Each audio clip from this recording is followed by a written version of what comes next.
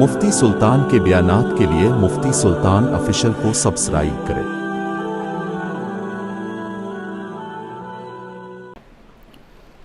السلام علیکم ورحمۃ اللہ وبرکاتہ۔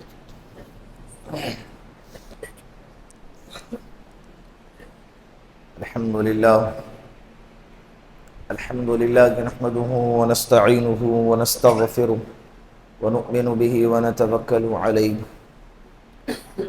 ونعوذ باللہ من شرور انفسنا ومن سیئات اعمالنا من يهده الله فلا مضل له ومن يضلله فلا هادي له ونشهد أن لا إله إلا الله وحده لا شريك له ونشهد أن سيدنا وسندنا وحبيبنا ومولانا محمدا عبده ورسوله أما بعد فقد قال الله تبارك وتعالى في القرآن المجيد والفرقان الحميد فأعوذ بالله من الشيطان الرجيم بسم الله الرحمن الرحيم إن الله لا يغفر أن يشرك به ويغفر ما دون ذلك لمن يشاء ومن يشرك بالله فقد ضل ضلالا بعيدا وقال النبي صلى الله عليه وسلم الإسلام أن تشهد أن لا إله إلا الله وأن محمد رسول الله وتقيم الصلاة وتؤتي الزكاة وتصوم رمضان وتحج البيت إن استطعت إليه سبيلا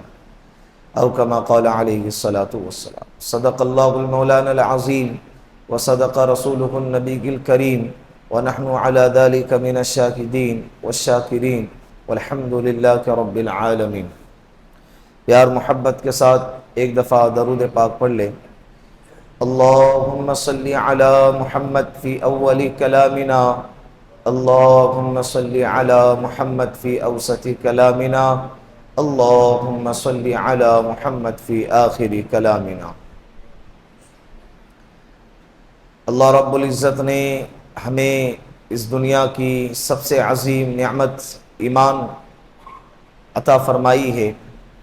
اللہ کرے کہ موت سے پہلے اور موت تک اس کی قدر کرنے کی، اس کی حفاظت کرنے کی اللہ ہمیں توفیق عطا فرمائے۔ انسان کو اگر مال کم زیادہ مل جائے کوئی پرواہ نہیں، خوبصورتی کم زیادہ مل جائے کوئی پرواہ نہیں، اور دنیاوی نعمتیں کم زیادہ مل جائے کوئی پرواہ نہیں، لیکن اگر اسے ایمان نہ ملا تو اللہ کی قسم یہ بندہ دونوں جہاں میں ناکام ہے۔ اس لیے کہ اللہ رب العزت نے کل قیامت کے دن جنت اور جہنم کا فیصلہ جس بنیاد پر کرنا ہے وہ بنیاد ہی ایمان ہے۔ اگر ہمارے پاس ایمان نہیں ہے تو چاہے کتنے ہی اچھے اعمال کیوں نہ ہو، اللہ کی قسم کل قیامت کے دن اللہ کے سامنے نہیں بخشوا سکتے۔ اس لیے کہ اللہ رب العزت نے شرط رکھی ہے جنت میں جانے کے لیے، اللہ نے شرط رکھی ہے جہنم سے بچنے کے لیے ایمان۔ اور اللہ کا کرم بھلے ہی وراثت میں کیوں نہ ملا ہو، بھلے ہی ماں باپ کے صدقے کیوں نہ ملا ہو، لیکن الحمدللہ ہم مومن ہیں، الحمدللہ ہم ایمان والے ہیں، الحمدللہ ہم اللہ کو جانتے ہیں، ہمیں پیدا کرنے والے کے بارے میں ہمیں پتہ ہے کہ ہمارا پیدا کرنے والا کون ہے، ہمارا خالق کون ہے، خالق کائنات کون ہے، ہمارا رازق کون ہے، رزاق کون ہے، زمین سے اناج کو کون اگاتا ہے، آسمان سے بارش کو کون برساتا ہے، یہ ساری چیزوں کے بارے میں الحمدللہ بھلے ہی وراثت میں کیوں نہ ملا ہو، جو مالدار وراثت میں مالدار بنا ہو وہ اسے بھی مالدار ہی کہتے ہیں، اسے بھی مال والا ہی کہتے ہیں۔ تو الحمدللہ ہم بھلے ہی وراثت میں ہم کو ایمان ملا ہو لیکن پھر بھی ہمیں کیا کہیں گے؟ ایمان والا ہی کہیں گے۔ بس کوشش یہ رہے کہ موت تک اس ایمان کو بچا کر لے کر جانا ہے۔ بات سمجھ میں آ رہی ہے؟ قرآن کریم میں ایک جگہ اللہ رب العزت نے فرمایا وَمَن يَرْتَدِدْ مِنْكُمْ عَنْ دِينِهِ فَيَمُتْ وَهُوَ كَافِرٌ فَأُولَٰئِكَ حَبِطَتْ أَعْمَالُهُمْ فِي الدُّنْيَا وَالْآخِرَةِ، کہ تم میں سے اگر کوئی بندہ اپنے دین سے، اپنے ایمان سے، اپنے مذہب سے اگر پھر جاتا ہے، مرتد ہو جاتا ہے، ارتداد اختیار کرتا ہے، اور اسی ارتداد کی حالت میں اگر مر جاتا ہے فَأُولَٰئِكَ أَصْحَابُ النَّارِ، یہ بندے کے سارے پچھلے اعمال ختم ہو جائیں گے اور یہ بندہ ہمیشہ ہمیشہ کے لیے جہنم میں جائے گا۔ یہ کون کہہ رہا ہے؟ اللہ کا۔ ایک جگہ پر سیم آیت دو جگہ پر ہے. 5ویں پارے میں اللہ رب العزت نے ان اللہ لا یغفر ان یشرک بہ ویغفر ما دون ذلک لمن یشاء کہ اللہ رب العزت شرک کے علاوہ جتنے بھی گناہ ہیں اللہ چاہے تو معاف کریں گے, چاہے تو معاف نہیں کریں گے, لیکن اللہ شرک والا گناہ کبھی بھی معاف نہیں کرے. اللہ نے صاف طور پر اعلان کر دیا. ہم جس علاقے میں جس ملک میں رہتے ہیں یہ ملے جلی تہذیب والا علاقہ ہے. یہاں پر مسلمان بھی رہتے ہیں, یہاں پر سکھ بھی رہتے ہیں, یہاں پر عیسائی بھی رہتے ہیں, یہاں پر ہندو بھی برادر رہتے ہیں. ہر قسم کے مذاہب اس ملک کے اندر آپ کو ملیں گے, پائے جاتے ہیں. مسئلہ یہ ہے کہ مسلمان اپنے اسلام کو سمجھنا بہت ضروری ہے. مسلمانوں کو اپنے ایمان کے بارے میں, اپنے ایمان کی باؤنڈری کے بارے میں جاننا بہت ضروری ہے. ہماری حدود کیا ہیں, ہمیں زندگی گزارنے کے لیے کس حدود تک ہم جا سکتے ہیں, کس حدود سے باہر نہیں جا سکتے, کس باؤنڈری سے باہر نہیں جا سکتے, اس ملک میں رہتے ہوئے مسلمانوں کو جاننا بے حد ضروری ہے.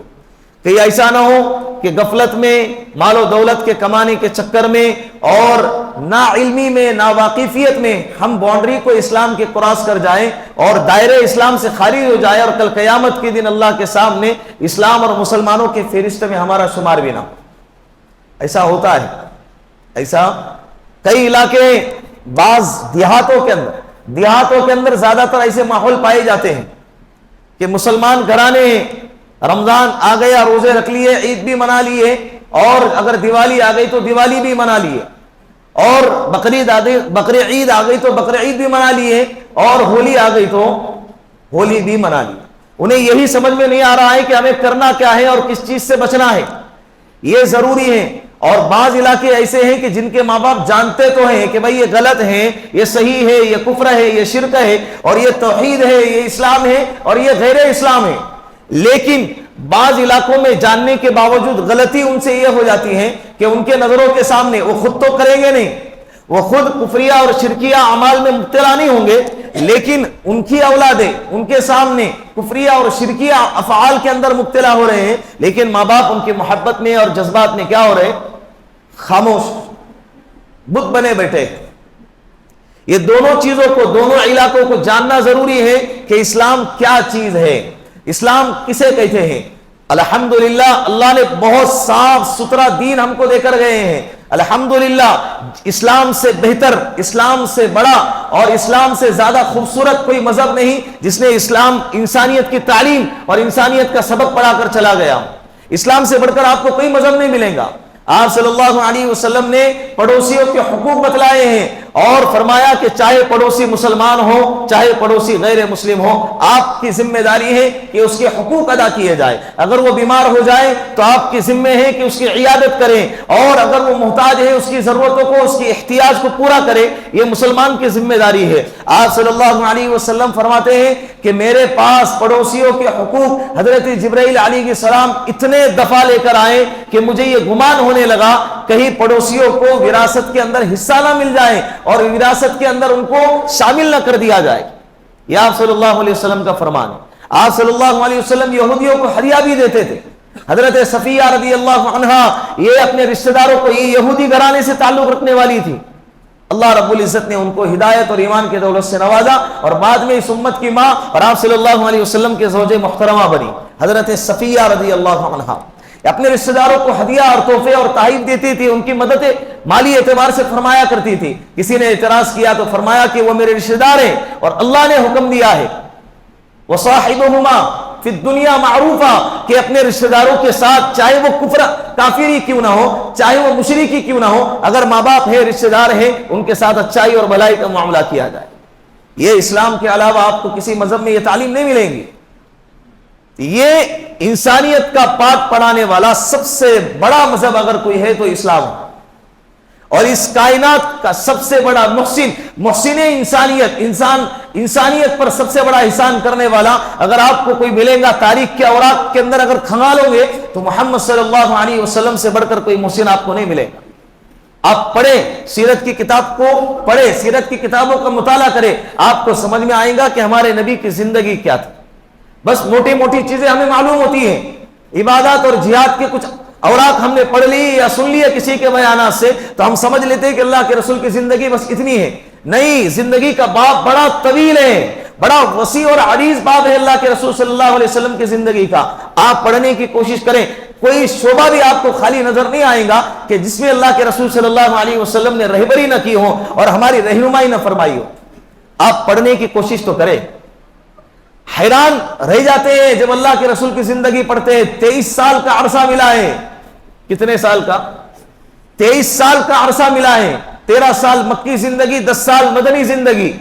اور مکی زندگی کے اندر تو حالات ہی حالات، اور مدنی زندگی میں جہاد ہی جہاد. اس کے باوجود اللہ کے رسول نے کیا رہبری، کیا رہنمائی، کیا تربیت فرمائی اس امت کی کہ کوئی شعبہ نہیں چھوڑا ہے. پیدائش سے لے کر موت تک، شادی بیاہ، خوشی ہو یا غمی ہو، ہر حال میں اللہ کے رسول صلی اللہ علیہ وسلم کی تعلیمات رہبری کرتے ہوئے اور روشنی دکھاتے ہوئے آپ کو نظر آئیں گے. لیکن مسئلہ کیا ہے؟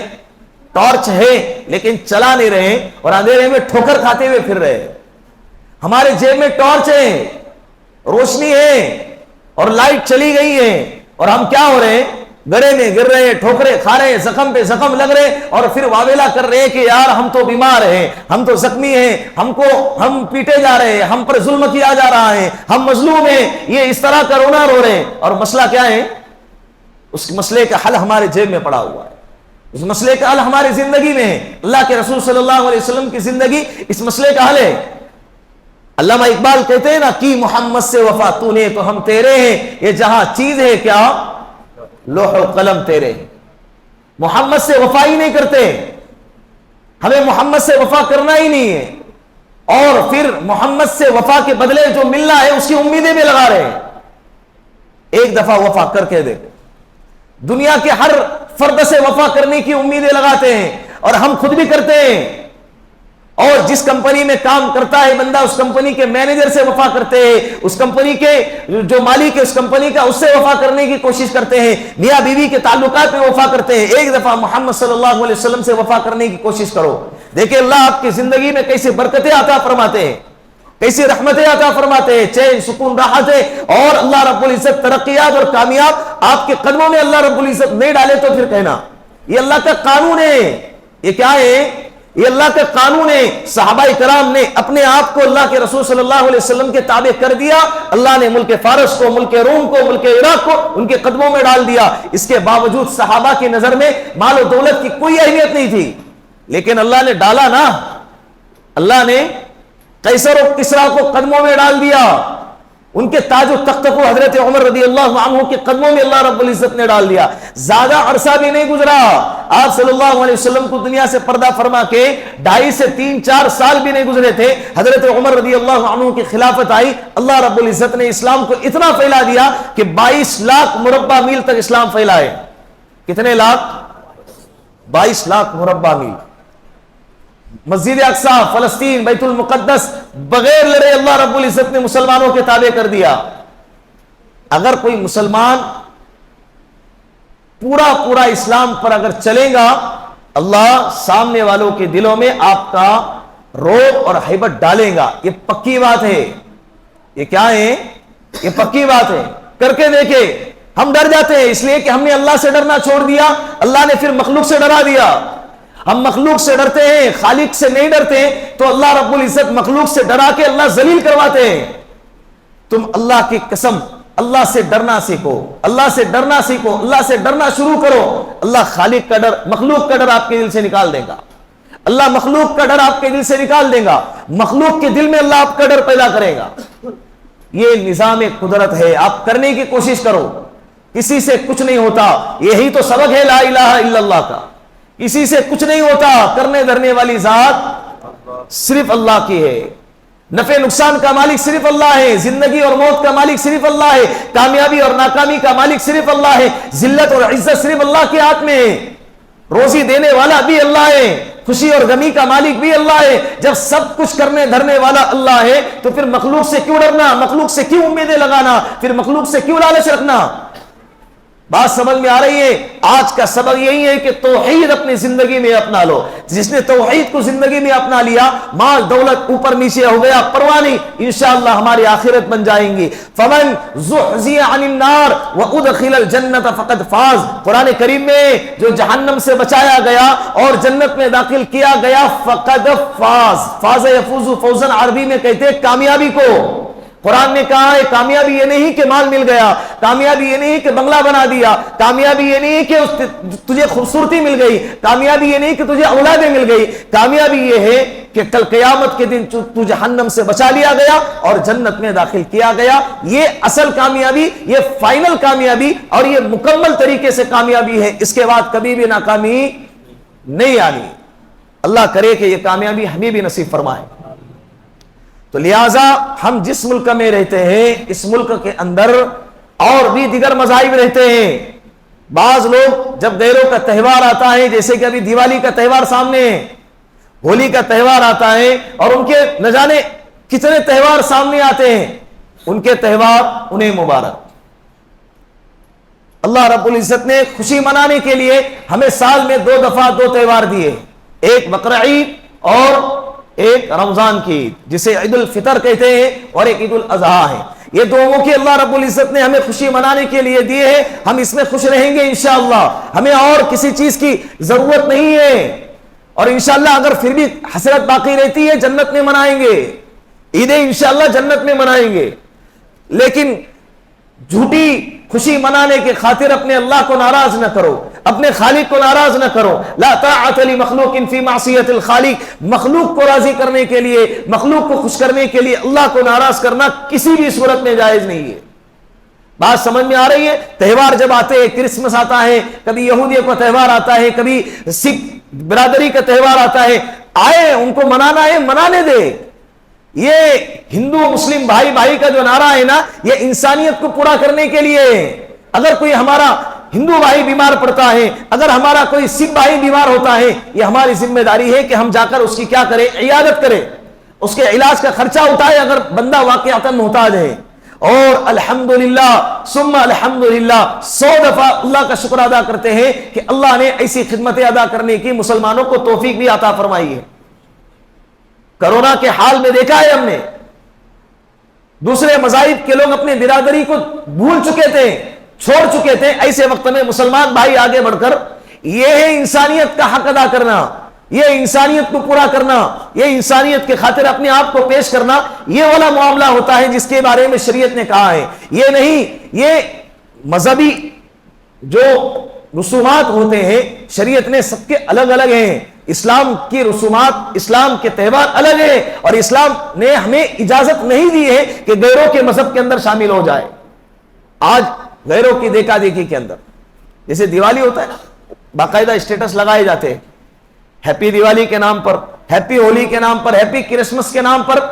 یہ اس کا مطلب یہ ہوتا ہے کہ بھائی آپ جو کر رہے ہیں، اور غیروں کے تہوار 90% سے زیادہ غیروں کے تہوار یہ کفر اور شرک پر مبتلا ہوتے ہیں، اور ان کی نظر میں 10 20 30 جتنے چاہے بھگوان ہیں ان کی پوجا کرنا کوئی عیب نہیں. اور ہمارے یہاں پر اللہ کے علاوہ غیر اللہ کو سجدہ کرنا جائز نہیں ہے. اللہ کے رسول نے فرمایا اگر مذہب اسلام میں اللہ کے علاوہ کسی اور کو اجازت ہوتی سجدہ کرنے کی تو عورتوں کو ہوتی کہ وہ اپنے شوہروں کو سجدہ کریں، لیکن میرے مذہب میں اللہ کے علاوہ کسی اور کو سجدہ کرنا جائز نہیں ہے. حضرت عمر رضی اللہ عنہ نے اللہ کے رسول سے آ کر کہا تھا یا رسول اللہ، ملک روم اور ملک فارس کے لوگ اپنے بادشاہ کو سجدہ کرتے ہیں، آپ تو ان سے کئی گنا زیادہ حقدار ہیں کہ ہم آپ کو کیا کریں؟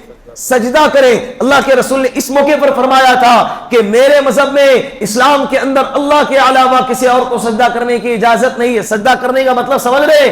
پوجا کرنے کی اجازت نہیں ہے. اللہ کے علاوہ اللہ کی جگہ پر کسی اور کو ٹھہرانے کی اجازت بالکل بھی نہیں ہے. اگر کسی نے کیا اور مر گیا، کل قیامت کے دن ہمیشہ ہمیشہ جہنم میں جلے. یہ میں نے کہہ رہا، یہ کون کہہ رہا ہے؟ بعض لوگ یہ کہیں گے کہ بھائی تھوڑا بنا لیتے ہیں پھر توبہ کر لیں گے. اگر زندگی نے وفا نہ کیا اور توبہ کی توفیق بھی نہ ملی اور اسی حال میں اگر دنیا سے چلے گئے تو کیا ہوگا؟ بولو کیا ہوگا؟ یہ دیوالی کے موقع پر مٹھائی بٹتی ہے، دیوالی کے موقع پر پٹاخے اڑائے جاتے ہیں، ایک دوسرے کو مبارکبادی دی جاتی ہے. اس میں سے کچھ چیزیں الگ الگ ہیں، جس کا جاننا ضروری ہے آج کے مجلس میں، اس لیے کہ بہت سارے نوجوان اس تعلق سے سوال پوچھتے ہیں، اور بہت سارے نوجوان آئی ٹی سیکٹر کے اندر کام کرتے ہیں، ملازمت کرتے ہیں، وہاں پر ہندو مسلم سب ایک ساتھ میں کام کرنے والے امپلائی ہوتے ہیں۔ جب مسلمانوں کا تہوار آتا ہے تو ان کی طرف سے مبارکبادی ملتی ہے کہ آپ کو عید کی مبارکبادی ہو، تو مسلمان یہ سوال کرتے ہیں، نوجوان خاص طور پر یہ سوال کرتے ہیں کہ جب ہمارا تہوار آتا ہے وہ مبارکبادی دیتے ہیں تو ان کا تہوار میں ہم مبارکبادی نہیں دے سکتے؟ نہیں دے سکتے، نہیں دے سکتے، اس لیے کہ ان کے مذہب میں اجازت ہوگی وہ دوسروں کو مبارکبادی دے، لیکن ہمارے مذہب میں یہ اجازت نہیں کہ وہ آپ دوسروں کو کیا کریں۔ ہاں اگر شادی ہو رہی ہے، جو مبارکبادی کے حقدار ہیں، جو خوشی کا موقع ہے، اگر ایسا ہے کہ جس کا تعلق مذہب سے نہیں ہے، اگر شادی ہو رہی ہے کسی غیر مسلم بھائی کی، اگر شادی ہو رہی ہے، نکاح کی مبارکبادی دے سکتے ہیں۔ اگر کسی نے نیا مکان بنا لیا، اس کو بچہ پیدا ہو گیا، اس کے لیے مبارکبادی دے سکتے ہیں۔ کسی نے نئی گاڑی لے لی، آپ اس کے لیے مبارکبادی دے سکتے ہیں، اس لیے کہ نکاح کا ہونا اور گاڑی کا ملنا، مکان کا ملنا، یہ اس کا تعلق مذہب کے ساتھ نہیں ہے۔ لیکن اگر ان کا کوئی تہوار آ جاتا ہے اور ان کے تہوار میں اگر آپ کہیں کہ ہیپی کرسمس اور ہیپی دیوالی، ہیپی ہولی، اگر آپ اس طرح سے ان کو مبارکبادی دیتے ہیں، آپ بھی گویا کہ ان کے کفر میں راضی ہے کہ آپ جو کر رہے ہیں آپ بہت اچھا کر رہے ہیں۔ آپ کیا کر رہے ہیں؟ بہت اچھا کر رہے ہیں۔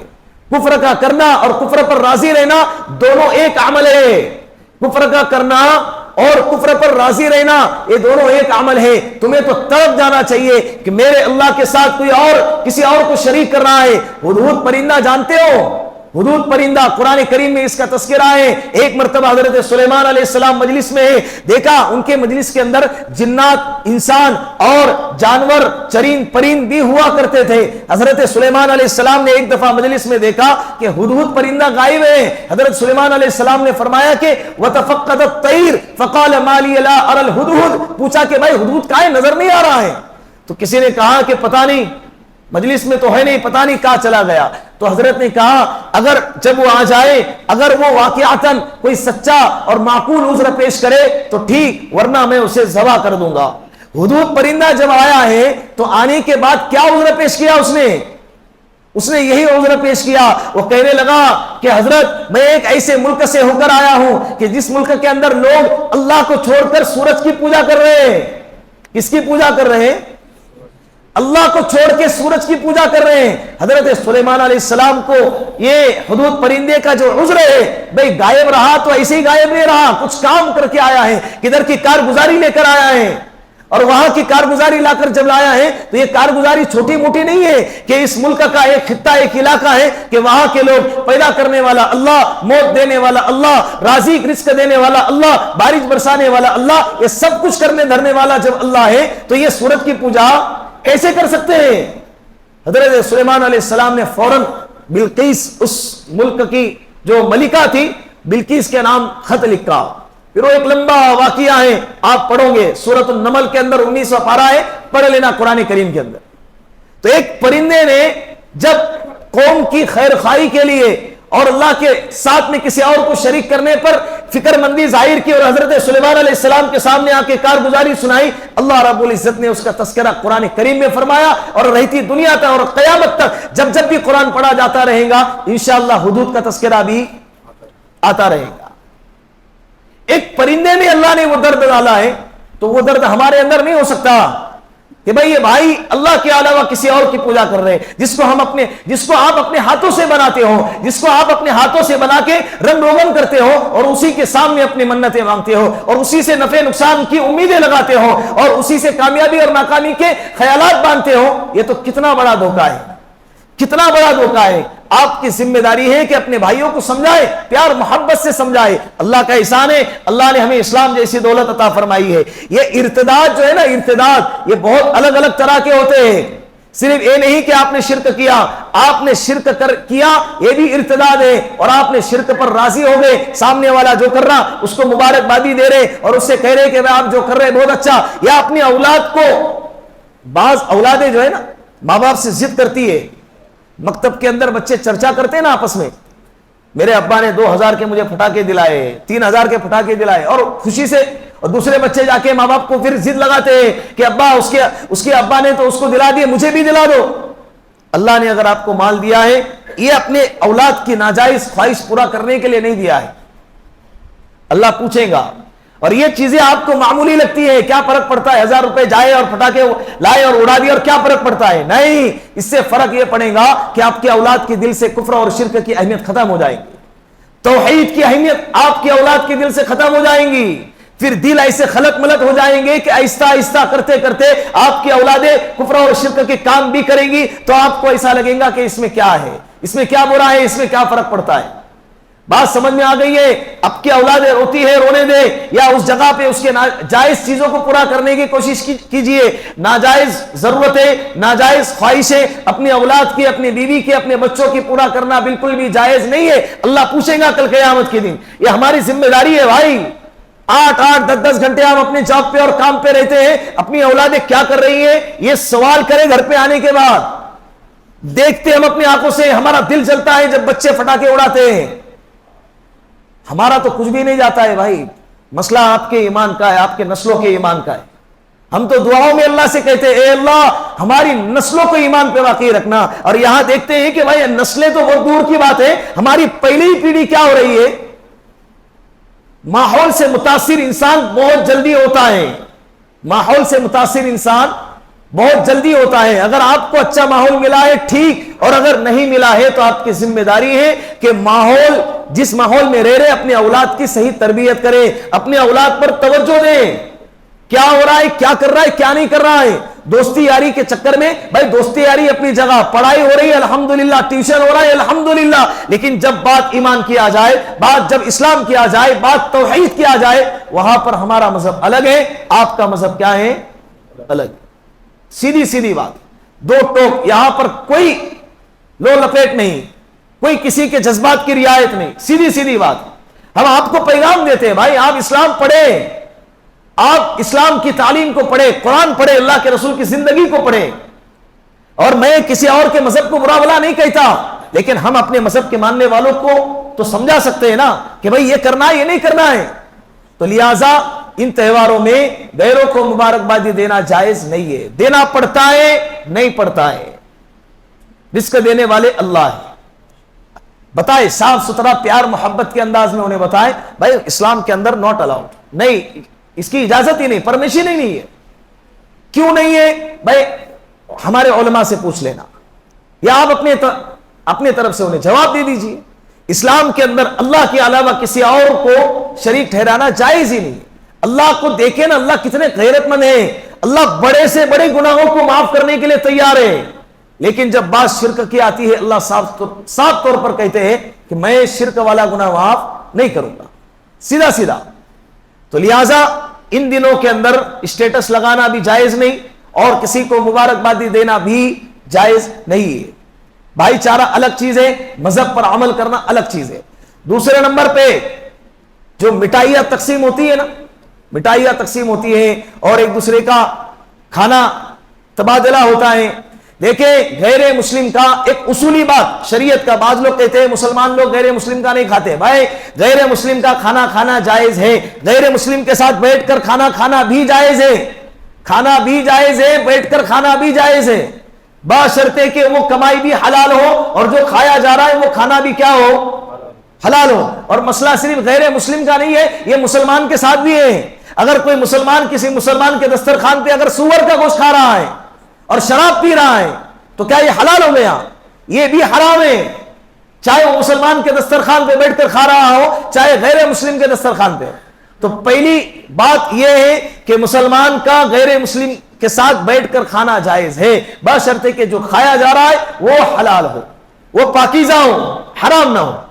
دوسرے نمبر پر جو چیز کھائی جا رہی ہے وہ چیز پر غیر اللہ کا نام نہ لیا گیا ہو, چاہے وہ مسلمان کے دسترخوان پر بیٹھ کر کھائے یا غیر مسلم کے دسترخوان پر بیٹھ کر کھائے. سورۃ المائدہ میں اللہ رب العزت نے صاف طور پر کہہ دیا ہے حرمت علیکم المیتۃ والدم ولحم الخنزیر وما اہل بہ لغیر اللہ, تم پر مردار کو حرام قرار دیا ہے, تم پر سور کے گوشت کو, خنزیر کے گوشت کو حرام قرار دیا ہے, تم پر بہنے والے گوشت کو, بہنے والے خون کو حرام قرار دیا ہے, اور ہر ایسے کھانے کو حرام قرار دیا ہے جس کھانے پر اللہ کے علاوہ کا نام لیا گیا ہو، چڑھاوا چڑھایا گیا ہو یا پھونک دیا گیا ہو، ایسا کھانا بھی مسلمانوں کے لیے حلال نہیں۔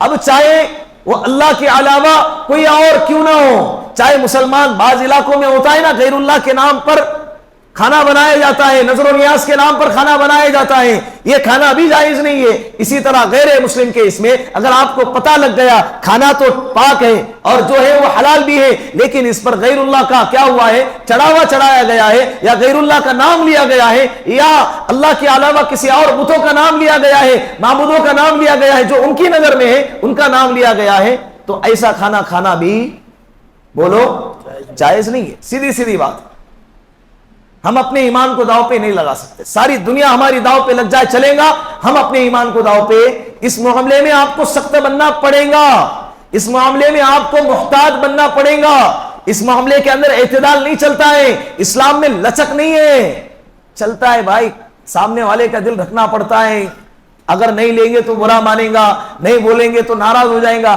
ناراض ہو جاتا ہے ہماری وجہ سے، ایسے 100 کو ہم ناراض کریں گے، ہم اللہ کو ناراض نہیں کریں، ہماری نظر میں اللہ سب سے پہلے، بیوی کی خوشی کا اتنا خیال کرتے، دوستی یاری چھوڑ دیتے، ماں باپ کو چھوڑ دیتے، اور کتنے سارے رشتہ داروں کو توڑ دیتے، اور کئی محافل، کئی خوشیوں کے موقع کو ہم کیا کر دیتے، بھائی میری گھر والی نہیں مان رہی، جب گھر والی نہیں مان رہی تو گھر والی کے لیے تم اتنے سارے چیزوں کو قربان کر رہے ہیں، اللہ کے لیے نہیں کر سکتے، اللہ کے لیے نہیں کر سکتے، اللہ راستے کھولنے والے ہیں بھائی، اللہ روزی دینے والے ہیں، اللہ اسی جگہ سے روزی عطا فرمائیں گے کہ آپ کو گمان بھی نہیں ہوگا۔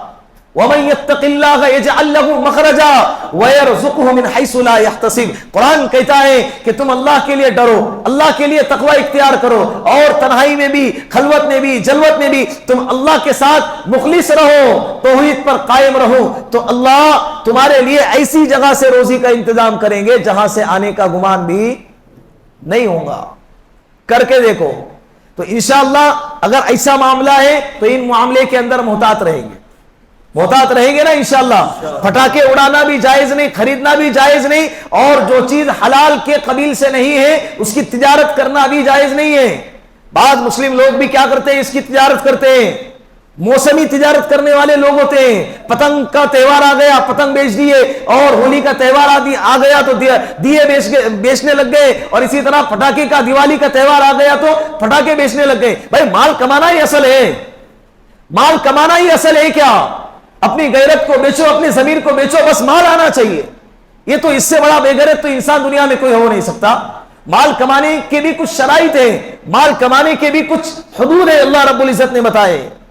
اللہ رب العزت سے امید ہے، دعا کرتے ہیں، اور مجھے امید ہے کہ انشاءاللہ یہ باتیں آپ لوگوں نے سنے اور سمجھے ہوں گے، اس باتوں کو دوسروں تک پہنچائے۔ اللہ سے دعا ہے کہ اللہ ان باتوں پر ہم سب کو عمل کرنے کی توفیق عطا فرمائے۔ وآخر دعوانا ان الحمد للہ رب العالمین۔